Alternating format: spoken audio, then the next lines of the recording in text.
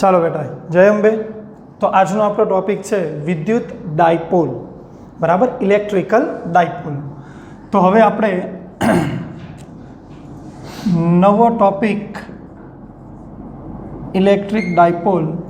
પહેલાં તો થોડી પ્રાથમિક સમજૂતી, વિદ્યુત ડાયપોલ હકીકત છે શું, બરાબર.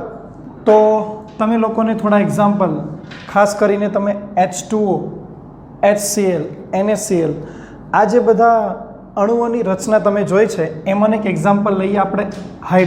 H2O, પાણી, બરાબર. તમે લોકોને બધાને ખબર છે H2Oની અંદર જે એમનું સ્ટ્રક્ચર છે એ નોર્મલી આ રીતે હોય, આ રીતે બે હાઇડ્રોજન અને ઓક્સિજન. રેડી? તો આ હાઇડ્રોજન અને ઓક્સિજન, આ હાઇડ્રોજન અને ઓક્સિજન. તમે જાણો છો અહીંયા હાઇડ્રોજનનો +1 અને ઓક્સિજનનો આ -1, આ હાઇડ્રોજન +1, આ -1, અને આ બંને એક ચોક્કસ અંતર પર ગોઠવાઈને એક રચના આખી તૈયાર થઈ છે, બરાબર. હાઇડ્રોજન અને ઓક્સિજન. હાઇડ્રોજન કેવા પ્રકારનો છે? ધન, ઓક્સિજન ઋણ. તો બેટા આ ધન અને ઋણ એક ચોક્કસ અંતરે ગોઠવાય અને આ જે રચના બનાવે છે ને એ રચના આપણા માટે છે વિદ્યુત ડાયપોલ, બરાબર. તો તમે ખાસ યાદ રાખો, વિદ્યુત ડાયપોલ જો વ્યાખ્યા પૂછવામાં આવે તો તમારે લોકો એનો અર્થ ખાસ યાદ રાખવાનો. બે વિજાતીય, તમે જોયું છે ધન અને ઋણ, એટલે બે વિજાતીય અને સમાન મૂલ્યના, એમ પણ બોલી શકાય, સમાન મૂલ્યના અને વિજાતીય. રેડી? વિદ્યુત ભારો પરિમિત અંતરે ગોઠવાઈ ને બનતી રચના ને આપણે વિદ્યુત ડાયપોલ કહીશું. યાદ રાખો વ્યાખ્યા. વિદ્યુત ડાયપોલ કોને કહેવાય? તો બે વિજાતીય અને સમાન મૂલ્યના વિદ્યુત ભારો પરિમિત અંતરે ગોઠવાય. પરિમિતનો અર્થ થાય બેટા એક ચોક્કસ અંતર. મોટે ભાગે આ એંગસ્ટ્રોમના મૂલ્યમાં આવતું હોય, 1 એંગસ્ટ્રોમ, 2 એંગસ્ટ્રોમ. તો એ પરિમિત એટલે ચોક્કસ અંતરે ગોઠવાય ને જે રચના બનાવે એનું નામ છે વિદ્યુત ડાયપોલ. સમજાય છે વાતને? જો આપણે અહીંયા વિદ્યુત ડાયપોલની એક આકૃતિમાં વ્યાખ્યાયિત કરવું હોય તો આપણા માટે આવી રીતે બોલી શકાય. ફોર એક્ઝામ્પલ, કોઈ +Q વિદ્યુત ભાર, એનાથી થોડા દૂર અંતરે એટલા જ મૂલ્યનો પણ નેગેટિવ એટલે કે -Q વિદ્યુત ભાર, રાઈટ. આ બંને વિદ્યુત ભારો વચ્ચે બેટા ચોક્કસ અંતર છે અને એ ચોક્કસ અંતર અત્યારે આપણને ખબર નથી, પણ આપણે સિમ્બોલિકલી એ ચોક્કસ અંતર યુઝ કરવાનું છે 2a. સમજાય છે? તો આ Q વિદ્યુત ભાર, બીજો -Q અને એમની વચ્ચેનું અંતર 2a. તો બેટા આ જે આખી રચના તૈયાર થઈ એ રચના આપણા માટે વિદ્યુત ડાયપોલ છે. સમજાય છે મારી વાત? તો ખાસ ધ્યાન રાખો, વિદ્યુત ભાર સમાન છે અને વિરોધી વિજાતીય અને એમની વચ્ચેનું અંતર 2a. સમજાઈ ગયું? હવે બેટા આ જે વિદ્યુત ડાયપોલ છે એને તમારે ગાણિતિક રજૂ કરવું હોય તો એના માટે તમારે એક ભૌતિક રાશિનો ઉપયોગ કરવો પડે જેનું નામ છે વિદ્યુત ડાયપોલ મોમેન્ટ.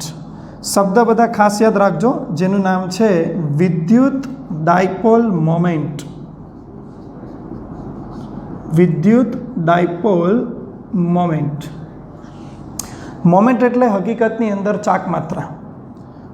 આનો અર્થ આપણે 11મા ધોરણની અંદર ઘણી જગ્યા પર આવ્યો, બરાબર. દ્વિધ્રુવી ચાક માત્રા 11મા ધોરણની અંદર આપણે જે ભણ્યા એમાં જડત્વની ચાક માત્રા શબ્દ પણ તમે યાદ કરો, બળની ચાક માત્રા શબ્દ યાદ કરો. તો એવી જ રીતે અહીંયા વિદ્યુતીય ચાક માત્રા છે વિદ્યુત ડાયપોલ મોમેન્ટ, જેને ગુજરાતીમાં આપણે વ્યાખ્યાયિત કરવું હોય તો દ્વિધ્રુવીય ચાક માત્રા તરીકે ઓળખી શકાય. દ્વિધ્રુવીય ચાક માત્રા. હવે બેટા આને આપણે ગાણિતિક ઇક્વેશન બનાવવું હોય તો એના માટે સિમ્બોલ ખાસ યાદ રાખો. ડાયપોલ મોમેન્ટ માટે સિમ્બોલ છે કેપિટલ P, રાઈટ. હવે એ સમીકરણ આવી રીતે બનાવી શકાય. બે વિદ્યુત ભારનું મૂલ્ય લેવાનું છે। તો જો કે મૂલ્યની દ્રષ્ટિએ બંને સમાન છે, તો આપણે વિદ્યુતભારનું મૂલ્ય લઈશું Q અને તેમની વચ્ચેનું અંતર, પરિમિત અંતર જે આપણા માટે છે 2a। સમજાય છે? તો સમીકરણ તૈયાર થઈ ગયું, P is equal two Q into 2a, જેને આપણે બોલીશું ડાયપોલ મોમેન્ટ। સમજાઈ ગયું? અચ્છા, ઓર એક ડિસ્કશન, બેટા ડાયપોલ મોમેન્ટ છે ને એ હકીકતની અંદર સદિશ રાશિ છે, એટલે કે વેક્ટર। સમજાય છે? એટલે એને ચોક્કસ દિશા પણ હોય, અને એ ચોક્કસ દિશા તમને લોકોને જો અહીંયા આકૃતિમાં બતાવું તો પ્લસ અને માઇનસ, બરાબર? એમાંથી મોમેન્ટની દિશા હંમેશા કઈ લેવામાં આવે છે? તો એ દિશા હંમેશા લેવામાં આવે છે -q થી +q તરફ। ખાસ યાદ રાખો, ડાયપોલ મોમેન્ટની દિશા હંમેશા લેવામાં આવે છે -q થી +q તરફ। સમજાય છે? તો આ ડાયરેક્શન, દિશા સાથે જો આપણે અહીંયા સદિશમાં રજૂ કરીએ તો આને લખી શકાય વેક્ટર p અને આ બાજુ વેક્ટર 2a। સમજાય છે? તો બેટા પીની દિશા તમારે લોકોએ યાદ રાખવાનું છે, વેક્ટર પીની દિશા કઈ નક્કી કરેલી છે? -q થી +q તરફ। સમજાઈ ગયું? રેડી? તો આ તમે ખાસ ધ્યાન રાખો, ડાયપોલ મોમેન્ટ સદિશ છે અને -q થી +q તરફ। આ તમને ઘણી ગણતરીમાં દિશા કામ લાગશે। અચ્છા, ઓર એક, આ રાશિનો એકમ ને પારિમાણિક કદાચ પૂછાય તો જો આનું એકમ પારિમાણિક તૈયાર કરવું હોય તો કરી શકાય। તો ડાયપોલ મોમેન્ટનો SI એકમ, જો તમારે એને SI એકમ નક્કી કરવો હોય તો આવી રીતે થાય, વિદ્યુતભાર Q જેનો એકમ આપણે નક્કી કરેલો છે કુલમ, પરિમિત અંતર માટે એકમ છે મીટર, એટલે લખી શકાય ઇન્ટુ મીટર। ખાસ ધ્યાન રાખો, કુલમ ઇન્ટુ મીટર છે, ઉતાવળમાં સ્મોલ c m ન થાય, નહીંતર સેન્ટીમીટર થશે। સમજાઈ ગયું? Capital C into small m, coulomb into metre. અચ્છા, આનું પારિમાણિક સમીકરણ બનાવવું હોય તો બેટા પારિમાણિક સમીકરણ બનાવી શકાય। કુલમ માટે બધાને ખબર છે, આપણે Q સિમ્બોલ યુઝ કરીએ, મીટર માટે L તો લખી શકાય m0 L1 T0 Q1, પણ Qને રિપ્લેસ કરીને A ને T ના સ્વરૂપમાં બનાવવું હોય તો આવી રીતે બનાવી શકાય, m0 L1 T1 A1। બોલો, સમજાય? તો આ પારિમાણિક સમીકરણ એમ્પિયરના સ્વરૂપમાં અને આ Q વિદ્યુતભાર સ્વરૂપમાં। બોલો, ક્લિયર? તો ખાસ ધ્યાન રાખો, ડાયપોલ મોમેન્ટનો એક ટૂંકો પરિચય તમને કોઈ 2 માર્ક્સની અંદર થિયરીમાં પૂછાય તો તમારે આ બધી બાબત એમાં વર્ણન કરવાની।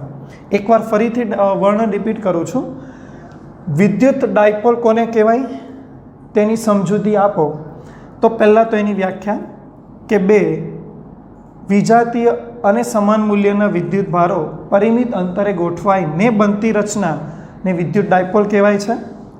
એની એક આવી સિમ્પલ ડાયાગ્રામ બનાવો, ત્યારબાદ એમની રાશિ વિદ્યુત ડાયપોલ મોમેન્ટ, જેને દ્વિધ્રુવીય ચાકમાત્રા પણ કહેવાય, જેનું સમીકરણ P બરાબર Q2a આપણે યુઝ કરીએ, અને આ P એ સદિશ રાશિ છે જેની દિશા નક્કી થઈ છે -q થી +q તરફ। ક્લિયર? અચ્છા, એનો એકમ તો એકમ છે કુલમ ઇન્ટુ મીટર, અને પારિમાણિક સમીકરણ Qના સ્વરૂપમાં L1 Q1 અને એમ્પિયર સ્વરૂપમાં L1 T1 A1। બોલો, ક્લિયર? તો આ થયું વિદ્યુત ડાયપોલ મોમેન્ટ। અચ્છા, હવે બેટા આપણે આગળના ટોપિકમાં તમે યાદ કરો, એક આપણે એવી માહિતી ભણેલા કે કોઈ પણ વિદ્યુત ભારની આસપાસ અમુક વિસ્તાર સુધી એની અસર પ્રવર્તી હોય, જેને આપણે નામ આપેલું વિદ્યુત ક્ષેત્ર। તો બેટા એક સિંગલ વિદ્યુત ભારનું વિદ્યુત ક્ષેત્ર આપણે જાણીએ છીએ, એક સિંગલ વિદ્યુત ભાર જેને બિંદુવત કહેવાય, પણ અહીંયા આગળ 2 બિંદુવત પાછા વિજાતીય અને ચોક્કસ અંતરે ગોઠવેલા છે। તો બેટા આવી ઘટનામાં જો આપણે વિદ્યુત ક્ષેત્ર નક્કી કરવું હોય તો એના માટેની ડિસ્કશન હવે આપણે કરીએ, વિદ્યુત ડાયપોલનું વિદ્યુત ક્ષેત્ર, વિદ્યુત ડાયપોલનું વિદ્યુત ક્ષેત્ર ખૂબ જ ઇમ્પોર્ટન્ટ ટોપિક, ખાસ ધ્યાન આપજો। વિદ્યુત ડાયપોલનું વિદ્યુત ક્ષેત્ર, રાઈટ? હવે બેટા વિદ્યુત ડાયપોલને પહેલાં આપણે ચોક્કસ એક સ્થાન આપી દઈએ. તો ફોર એક્ઝામ્પલ વિદ્યુત ડાયપોલને મેં અત્યારે એક દિશા સાથે દર્શાવવા માટે હું એને એક યામ પદ્ધતિનો ઉપયોગ કરીને દર્શાવું છું. તો આપણે અત્યારે એવું વિચારી શકાય કે આ પોઝિશનમાં યામાક્ષ પદ્ધતિ મેં રજૂ કરેલી છે, રાઈટ. અહીંયા આગળ ઉગમ બિંદુ, આપણે યામાક્ષના નામ આવી રીતે આપીશું x, y and z, right. X, y અને ઝેડ. અચ્છા, આપણે બેટા એક કામ કરીએ, ડાયપોલનું સ્થાન નક્કી કરી દઈએ. તો ધારો કે ઝેડ અક્ષ પર ડાયપોલની અક્ષ બને એવી રીતે હું ડાયપોલને અત્યારે ગોઠવું છું. ફરીથી રિપીટ કરું છું, ઝેડ અક્ષ એ ડાયપોલની અક્ષ બને આવી રીતે આપણે આ ડાયપોલને ગોઠવેલું છે. સમજાય છે મારી વાત? રાઈટ. એમના બે વિદ્યુત ભારો આપણે ગોઠવેલા છે, પ્લસ અને માઇનસ, રાઈટ. બે વચ્ચેનું અંતર, તો એ બે વચ્ચેનું અંતર આપણા માટે આવું બનશે. આ અંતર કેટલું? તો આપણે જાણીએ છીએ એઝ ઇટ ઇઝ આ અંતર છે 2a, રાઈટ. ઓકે, આ પરિમિત અંતર 2a. આ ડાયપોલ ઝેડ અક્ષ પર આપણે સંપાત કરી. ઓકે, હવે બેટા આ ડાયપોલની પોઝિશન અત્યારે જે ગોઠવી આ મુજબ આપણે એનું વિદ્યુત ક્ષેત્ર નક્કી કરવું છે. સમજાય છે મારી વાત? તો બેટા આ ડાયપોલનું વિદ્યુત ક્ષેત્ર હકીકત તમે યાદ કરો, આપણે વિદ્યુત ક્ષેત્રના પરિચયમાં એ પણ ભણેલા કે વિદ્યુત ક્ષેત્ર ત્રિપારિમાણિક છે. એને તમે ત્રિપારિમાણિક જ ગણતરી કરી શકો.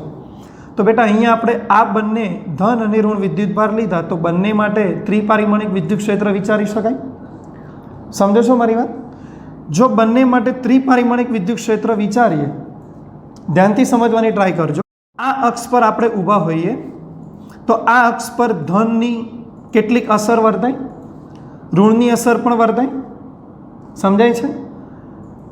સમજો છો ને? ધન દ્વારા અહીંયા વિદ્યુત ક્ષેત્ર હશે, એવી જ રીતે ઋણ દ્વારા પણ વિદ્યુત ક્ષેત્ર મેળવી શકાય.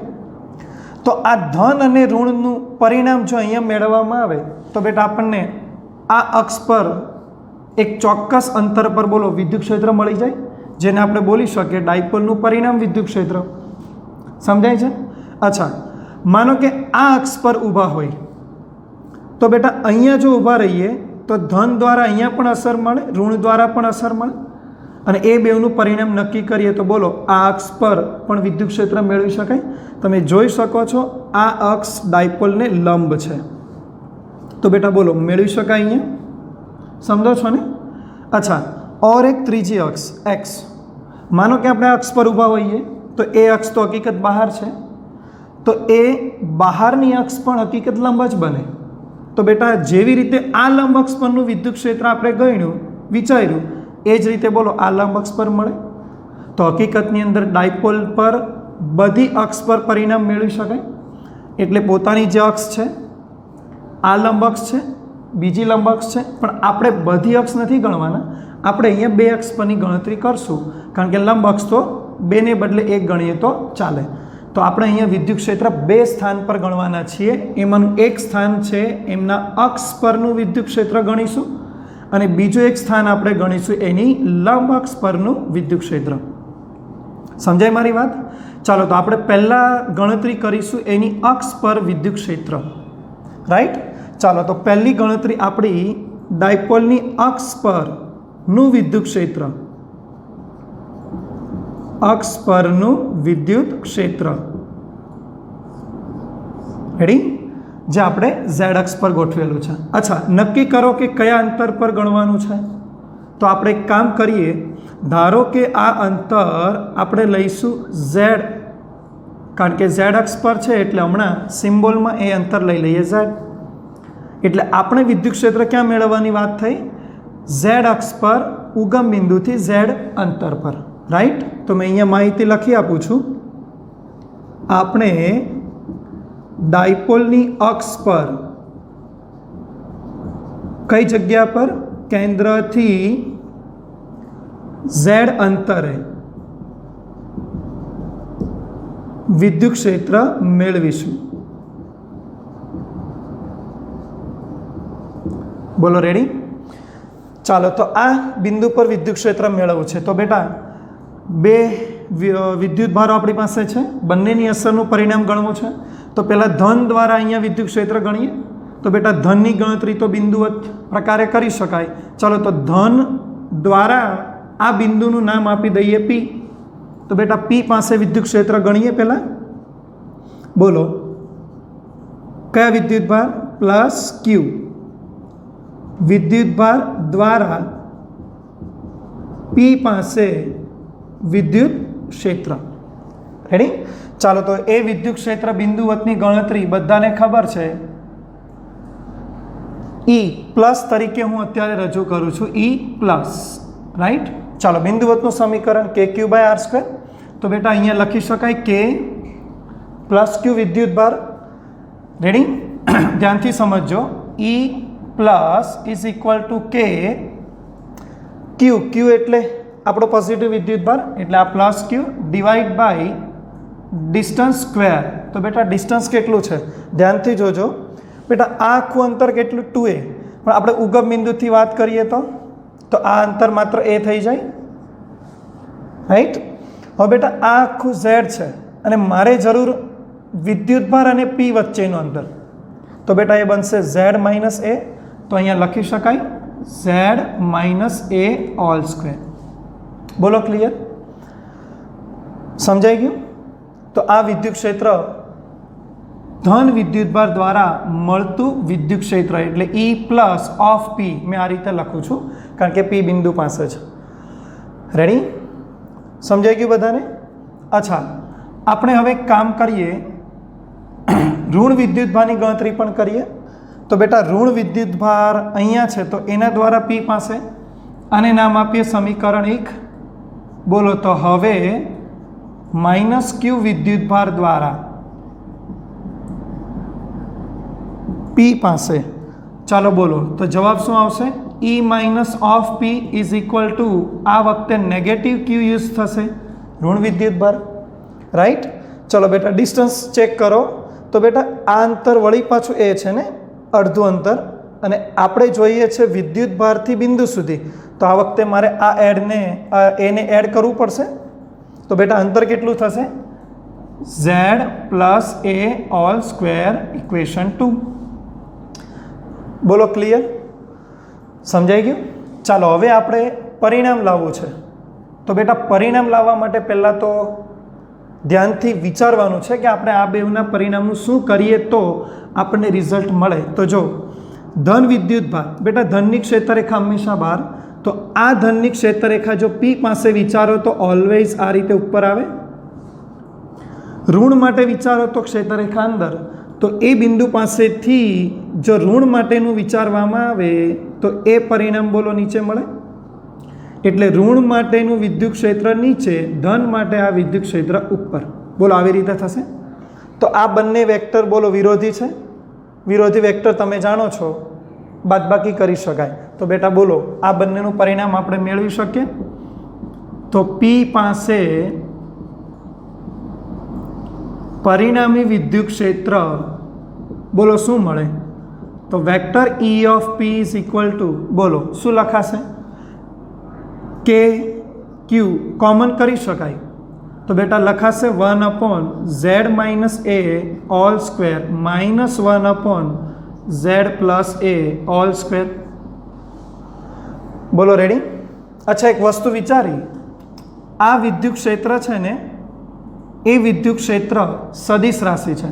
તો બેટા આપણે આનું પરિણામ દિશા બતાવવી જરૂરી છે, એમ કે મેં તો અત્યારે મૂલ્યમાં એમને લખી આપ્યું. તો બેટા આ વિદ્યુત ક્ષેત્રની દિશા કઈ? તો હવે જો એક વસ્તુ ધ્યાનથી સમજો. અત્યારે આપણે આ બિંદુની ગણતરી કરીએ તો આ બિંદુ પાસે ધનનું ક્ષેત્ર ઉપર છે. તમે જોયું ધન દ્વારા અંતર ઓછું છે અને ઋણથી એક ક્ષેત્ર નીચે છે, પણ એ ઋણથી અંતર વધારે છે. મતલબ સમજી શકાય કે ધનની અસર અંતર ઓછું છે એટલે અસર વધારે હશે. તો બેટા ધનની અસર વધારે, તો પરિણામ વિદ્યુત ક્ષેત્ર કઈ દિશામાં મળશે? ઉપર જ મળશે. બેટા ખાસ ધ્યાનથી સમજજો, આ બિંદુ પાસેનું પરિણામ દિશા બોલું છું તો ધનથી આ અંતર ઓછું છે તો સ્વાભાવિક છે અહીંયા પરિણામ ધન દ્વારા જ વધારે ઇફેક્ટ કરશે એટલે ધનનું વિદ્યુત ક્ષેત્ર ઉપર છે તો આ પરિણામ વિદ્યુત ક્ષેત્ર ઉપર તરફ મળશે. સમજાય છે મારી વાત? આ પરિણામ વિદ્યુત ક્ષેત્રની દિશા. બેટા એક વસ્તુ વિચારવા જેવી, આ પરિણામ વિદ્યુત ક્ષેત્રની દિશા એ ડાયપોલ મોમેન્ટને લગભગ સમાંતર છે. જો ચેક કરો, આ માઇનસ આ પ્લસ, તો ડાયપોલ મોમેન્ટની દિશા આપણે કઈ નક્કી કરેલી? માઇનસથી પ્લસ. બોલો બેટા, રેડી? તો આ ડાયપોલ મોમેન્ટની દિશાને આ વિદ્યુત ક્ષેત્ર પરિણામ બોલો સેમ છે, એટલા માટે આપણે અહીંયા લખીશું પી કેપ અથવા પી કેરેટ મોમેન્ટની દિશામાં હોવાથી. અચ્છા, હવે આનું સમીકરણ સોલ્વ કરીએ. તો બેટા આ સમીકરણ આપણે કેવી રીતે સોલ્વ કરશું જોતા જાઓ. E of P is equal to K Q common જેમ છે એમ, રાઈટ? હવે બેટા આ જે સ્ક્વેર છે એ સ્ક્વેરનું સોલ્યુશન કરીને અહીંયા મલ્ટીપ્લાય કરી દો તો બેટા લખાશે Z square plus 2AZ plus A square minus આ માઇનસ હોલ સ્ક્વેરનું સોલ્યુશન કરીને અહીંયા પણ ધ્યાનથી જોજો આગળ માઇનસ છે એટલે નિશાની બદલાશે. તો બેટા આ અહીંયા મૂકીએ એટલે ઝેડ સ્ક્વેર માઇનસનું solution minus 2AZ but sign change થવાની એટલે plus 2AZ plus A square આવશે પણ સાઇન ચેન્જ કરતાં માઇનસ A સ્ક્વેર. બોલો ક્લિયર? ડિવાઈડ આપણે શું લખીશું બેટા? બંનેનો સ્ક્વેર છે ને, થોડી વાર તમે સ્ક્વેરને ભૂલો ને તો આ તફાવતની રીત છે Z minus A Z plus A, તો એનું ફોર્મ્યુલા બધાને યાદ છે Z square minus A square, but all સ્ક્વેરને ફરીથી યાદ કરતાં ઓલ સ્ક્વેર રાખી શકાય. તો બની ગયું ઝેડ સ્ક્વેર માઇનસ એ સ્ક્વેર ઓલ સ્ક્વેર અને પાછળ પી કેરેટ એની દિશા. અચ્છા, આનું સોલ્યુશન કરીએ તો A square minus N plus Z square minus N plus બોલો કેન્સલ. તો vector E of P is equal to K Q bracket 2AZ it means 4AZ divide by Z square minus A square all square into P cap. બેટા આમાં થોડા સ્ટેપને યાદ કરો તો આપણે એક સ્ટેપ રિપ્લેસ કરીએ. બેટા હમણાં જ યાદ કરો મોમેન્ટનું સમીકરણ Q2A એટલે P મોમેન્ટ, તો બેટા આમાં P એડ કરીએ તો આપણા માટે સમીકરણ શું લખાશે? તો લખાશે vector E of P is equal to કે Q2A ને મોમેન્ટમાં કન્વર્ટ કરી દઈએ. કોને કન્વર્ટ કરીએ છીએ? Q2A. Q into 2A is equal two P. તો બેટા અહીંયા લખાશે K ઇન્ટુ P, રાઈટ ને? હજુ પણ 2 બચે છે એટલે into 2 into z divide by Z square minus A square all square into P cap. બોલો ક્લિયર? જો આને વ્યવસ્થિત સ્ટેપની અંદર ગોઠવીએ તો વેક્ટર E ઓફ P 2 આગળ લઈ લઈએ એટલે 2KPZ divide by Z square minus A square whole square into p caret. બોલો ક્લિયર? બેટા આ જે સમીકરણ છે એ ડાયપોલની અક્ષ પરનું વિદ્યુત ક્ષેત્ર કહેવાય. બોલો ક્લિયર? બેટા આની અંદર એક ઇમ્પોર્ટન્ટ વાત જે તમારે ધ્યાન રાખવાની છે, કાઉન્ટિંગ કેલ્ક્યુલેશન વખતે આપણે જે ડિસ્ટન્સ ગણતરી કરીએ ને, જે બિંદુ પાસે વિદ્યુત ક્ષેત્ર ગણતા હોય ને એ વાસ્તવમાં મોટું અંતર હોય અને જે આ વિદ્યુત ભારો વચ્ચેનું અંતર છે ને મોટે ભાગે એંગસ્ટ્રોમમાં હોય. તો બેટા એંગસ્ટ્રોમ બહુ નાનું છે, એની કમ્પેરિઝનમાં આ મેળવવાનું અંતર વધારે છે.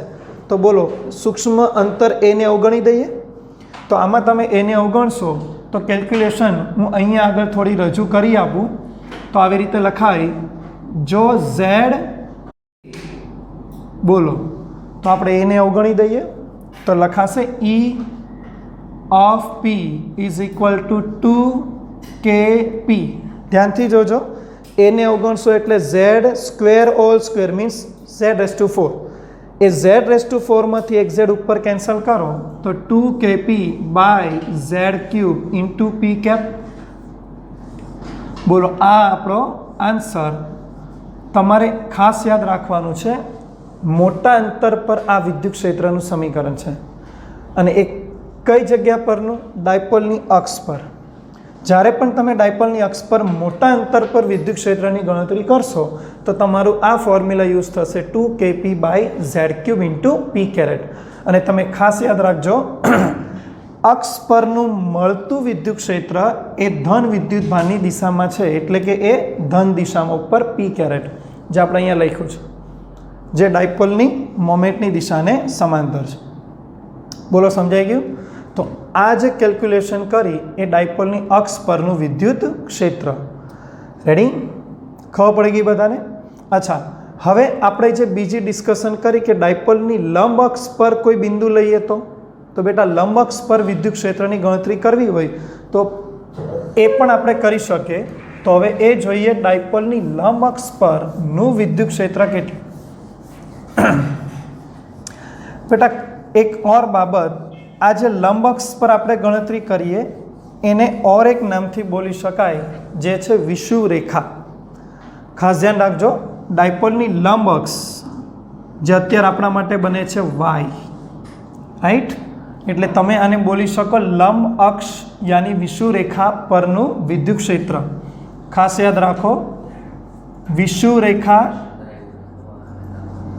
લંબ અક્ષ, વિષુવ રેખા. રેડી? એના પરનું વિદ્યુત ક્ષેત્ર આપણે મેળવવાના. ઓકે? અચ્છા, ફરી પાછી ગણતરીની રીત એ જ આવશે. ચલો બેટા, તો ધન દ્વારા વિદ્યુત ક્ષેત્ર, તો બોલો ધનમાંથી બહાર એટલે વિદ્યુત ક્ષેત્રની દિશા આ આવશે E પ્લસ. ઋણ માટે વિચારો તો ઋણ માટે વિદ્યુત ક્ષેત્ર અંદર આવશે, તો બેટા એની દિશા આ હશે E માઇનસ. બોલો ક્લિયર? અને આપણે જે અંતર પર ગણતરી કરીએ છીએ એ અંતર ફોર એક્ઝામ્પલ વાય છે. કેટલું? વાય, યાની કેન્દ્રથી વાય અંતર પર વિદ્યુત ક્ષેત્ર આપણે ગણવાના છે. ઓકે? અને આ બિંદુનું નામ હું લખું છું P ડેશ. ઓકે? તો આ બિંદુ પાસે વિદ્યુત ક્ષેત્ર ગણવું છે તો આપણને બે આવી દિશા મળે છે, એક છે પ્લસ, બીજી E માઇનસ. ઓકે? આ E માઇનસ, આ E પ્લસ. બોલો ક્લિયર? અચ્છા, હવે તમે લોકો એક વસ્તુ ઓર વિચારો, આપણે પરિણામ વિદ્યુત ક્ષેત્ર લાવવું છે. શું લાવવું છે? પરિણામ વિદ્યુત ક્ષેત્ર. સમજાય છે મારી વાત? તો બેટા ધ્યાનથી સમજજો, આપણે પરિણામ વિદ્યુત ક્ષેત્ર લાવવા જઈ રહ્યા છીએ. ઓકે? ચલો, તો આ વેક્ટર યાની આ વિદ્યુત ક્ષેત્ર અને આ વિદ્યુત ક્ષેત્ર, તો બેટા એ બંને તો અક્ષ પર નથી આ અક્ષ પર કે આ અક્ષ પર, તો એના માટે ઘટક પાડી શકાય. અને ઘટક પાડવા હોય તો બેટા થીટા લેવો પડે. સમજો છો ને મારી વાત? તો અત્યારે આપણે એક કામ કરીએ, અહીંયા આગળનો થીટા ધ્યાનથી સમજો. અહીંયા આગળ આપણે ફોર એક્ઝામ્પલ ધારો કે આપણે લઈએ થીટા, કોઈ એંગલ થીટા, રાઈટ? તો બેટા આ થીટા લઈએ છીએ તો આ પણ થીટા જ હશે, કારણ કે આ બંને અંતરો તો સેમ છે. ક્લિયર? અચ્છા બેટા, આ અંતર ધનથી મેળવી શકાય? હા, મળે. આ એ, આ વાય, તો બેટા આ અંતર કેટલું હશે? Route Y square plus A square, પણ હું રૂટને બદલે 1/2 લખીશ, રાઈટ? અચ્છા, તો આ વિદ્યુત ક્ષેત્ર અને આ ઋણ માટે અંતર ગણશો તો એ પણ સેમ જ આવશે. અચ્છા, હવે આને ઘટક પાડો તો બેટા અહીંયા ઘટક શું પડશે? E plus cos theta. અહીંયા પાડી શકાય E માઇનસ સાઇન થીટા. બેટા સેમ આના ઘટક, તો E માઇનસ કોસ થીટા અને E માઇનસ અહીંયા સાઇન થીટા. બેટા ચેક કરો, સાઇન થીટા ઘટક ઓપોઝિટ છે, તો મૂલ્ય સમાન અને વિરોધી, તો બેટા એ બંને અસર નાબૂદ કરશે, તો બચે આપણી પાસે માત્ર કોસ થીટા. બોલો ક્લિયર? અને બંનેનું પરિણામ ગણવાના, એટલે આ બંનેને જો આપણે ભેગા કરી દઈએ તો 2E કોસ થીટા લખાય. તો આપણે લંબઅક્ષ પરનું વિદ્યુત ક્ષેત્ર P પાસે પરિણામ વિદ્યુત ક્ષેત્ર ની ગણતરી બોલો આવી રીતે થાય, E P ડેશ. ઓકે? ચાલો, કેટલું પરિણામ છે? તો એ ડાયરેક્ટ લખાશે 2E પ્લસ અથવા માઇનસ કોઈ બી લઈ લો કોસ થીટા. અચ્છા, કિંમત મૂકો 2. Eની કિંમત રાખી હોય તો Eની કિંમત બેટા એક બિંદુવત વિદ્યુતભારથી રાખો તો K Q by distance square. Distance તો આપણે લાવેલા છે પણ સ્ક્વેર કરવાનો, ઓલરેડી વર્ગમૂળ છે ને સ્ક્વેર કરો છો તો લખાશે Y square plus A square. Clear? Into cos theta. બોલો કોસ થીટાની વેલ્યુ આપણે અહીંયા બનાવી શકાય? જો ધ્યાનથી જોજો, સમજવાનો પ્રયત્ન કરજો.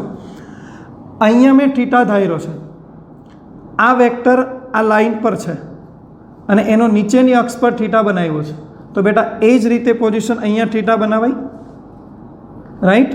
હવે બેટા અહીંયા થીટા બનાવો તો કોસ વિધેય શું એપ્લાય થાય? તો કોસ વિધેય એપ્લાય થાય, પાસેની બાજુ છેદમાં કર્ણ, તો લખાશે a divide by y square plus a square raise to 1/2. બોલો ક્લિયર? અચ્છા બેટા Q2a ફરીથી ડાયપોલ મોમેન્ટ, તો લખાશે k ઇન્ટુ p, આપણે Q2a ને કન્વર્ટ કરી દઈએ, Q2a નું કન્વર્ઝેશન p. બોલો ક્લિયર? અચ્છા ડિવાઈડ બાય, બેટા બંને સેમ છે તો ભેગા કરી દો, આની પાવર ઘાતાંક 1, આ 1/2 છે તો ભેગા કરો તો 3/2. બોલો તો આપણો answer E of P dash KP divide by y square plus a square raise to 3/2. બેટા આમાં ડાયરેક્શન તો યુઝ નથી કરી, તો ડાયરેક્શન જો યુઝ કર્યું હોય તો ધ્યાનથી ચેક કરો, આ વેક્ટર અને આ વેક્ટરનું પરિણામ નીચે મળશે, અને નીચેની દિશા તમે જાણો છો આપણે ડાયપોલ મોમેન્ટ કઈ કીધેલી, ડાયપોલ મોમેન્ટ ઋણથી ધન એટલે ઉપરની દિશામાં પી કેપ હતું, તો આ તો એનું વિરોધી છે, તો બેટા ડાયરેક્શન સાથે જો લખીએ તો લખાશે માઇનસ પી કેપ. બોલો ક્લિયર? રેડી? તો આ જે આન્સર છે એ છે એમની લંબ અક્ષ પરનું વિદ્યુત ક્ષેત્ર, કોના દ્વારા? ડાયપોલ દ્વારા, એટલે બંને વિદ્યુત ભાર દ્વારા. બેટા અહીંયા આગળ જો લોંગ ડિસ્ટન્સ લઈએ તો માનો કે વાય વેરી ગ્રેટર ધેન એ હોય તો ફરીથી એને અવગણો, તો બેટા શું લખાશે? તો E ઓફ P ડેશ હું મૂલ્યમાં લખું છું, તો ઓનલી કે પી બાય એને અવગણશો ફરીથી બેટા, તો વાય સ્ક્વેર રેઝ ટુ 3/2, એમાં 2 કેન્સલ કરી શકાય, તો ઓનલી વાય ક્યુબ, અને દિશા સાથે લખો તો minus kp by y cube into P cap. બોલો ક્લિયર? આ સમીકરણ તમારે ખાસ યાદ રાખવાના છે. બંને સમીકરણ તમે ચેક કરો, બંનેમાં એક વસ્તુ કોમન છે, અક્ષ પર અને લંબ અક્ષ પર જે અંતરનો સંબંધ છે ને બેવમાં સેમ છે, એ ઘનના વ્યસ્ત પ્રમાણમાં છે, એટલે આ તમારે ખાસ યાદ રાખવાનું. બીજી એક બાબત, તે ધન દિશામાં હતું, આ ઋણ દિશામાં છે, તો આવો પણ MCQ પૂછાઈ ગયો પરીક્ષામાં કે બંને એટલે અક્ષ પર અને લંબ અક્ષ પરના વિદ્યુત ક્ષેત્રની દિશાઓ વચ્ચેનો ખૂણો કેટલો? તો બેટા આ માઇનસ છે ને પેલું પ્લસ છે, એટલે એકની દિશા અક્ષ પર ઉપર છે, બીજો વેક્ટર નીચે છે, તો બે વિરોધી વેક્ટર વચ્ચે કેટલો એંગલ? 180. બોલો ખબર પડી ગઈ? તો આવી રીતે તમને પરીક્ષામાં કોઈ એક ભાગ યા તો બંને ભાગ પૂછાય, ડાયપોલની અક્ષ પરનું વિદ્યુત ક્ષેત્ર અને લંબ અક્ષ પર એટલે વિષુવરેખા પરનું વિદ્યુત ક્ષેત્ર. બોલો ક્લિયર? Okay, thank you.